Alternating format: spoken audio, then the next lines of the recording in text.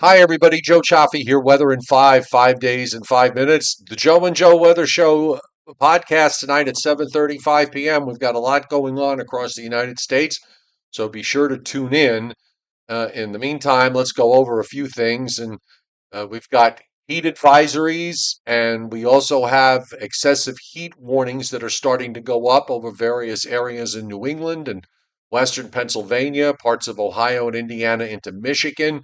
We're going to see a lot more of those in the coming days as this heat wave is going to roll on probably through Sunday, the way it looks. Severe weather. We've got tornado watches up in Minnesota with severe thunderstorms and some flash flood warnings up in the northeastern part of the state. Severe thunderstorm watches from western Iowa southward into west and central Kansas. Some flood watches up also in parts of Kansas. Potential tropical cyclone 1 with tropical storm warnings along the Texas coast. And we've got flash flood watches up for much of South and the coastal areas of southeast Texas into southwestern Louisiana. And the winter storm warnings that were up in Montana and parts of western Montana and eastern Idaho, those have now come down. So, very strange to have something like that going on, and it's almost the first day of summer. So let's check out the satellite loop this afternoon. There's sunshine up and down the eastern seaboard. You're seeing some isolated thunderstorms with lightning strikes showing up in western Pennsylvania and western New York. And at least for the next several days, much of the thunderstorm activity that's going to pop up in the Northeast is going to be heat related, where you'll see these isolated cells, but most of those are going to be well inland. I think if you're north of Route 84, you might have a shot at seeing a thunderstorm, but you notice that there's a lot of space between these cells. So it's quite possible that somebody gets a thunderstorm and somebody else doesn't. Meanwhile, the rotation in the southwest Gulf is obvious, but it's also obvious that it's a very broad low pressure area that we see here. This is potential tropical cyclone 1. Doesn't look all that tropical at the moment.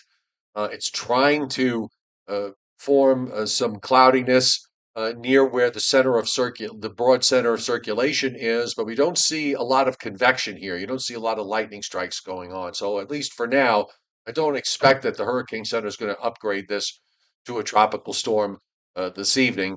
But I've been fooled before.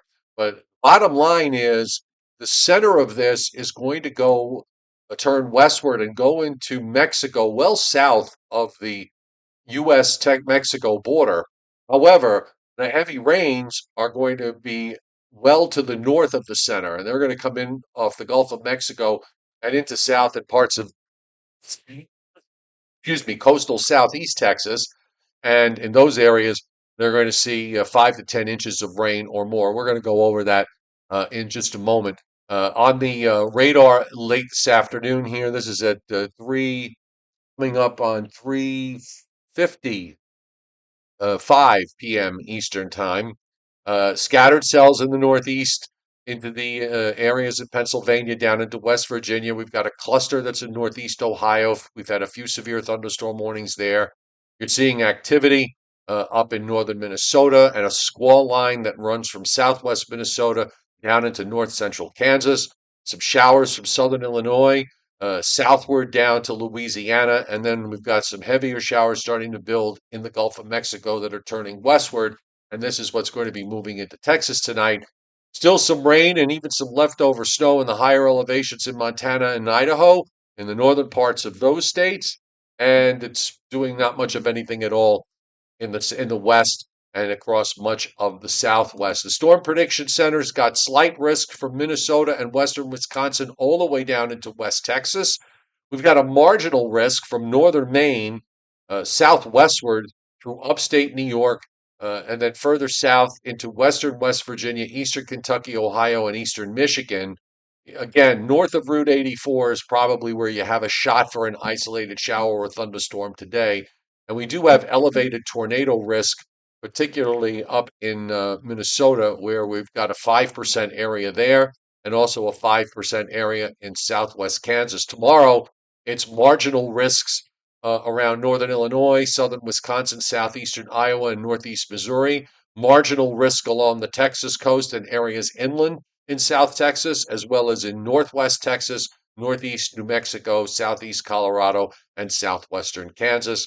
And again, north of Route 84 in the northeast, some isolated storms are possible. And as we move on into day three, now this is Thursday into Friday, we have a marginal risk across Maine, New Hampshire, Vermont, and much of upstate New York.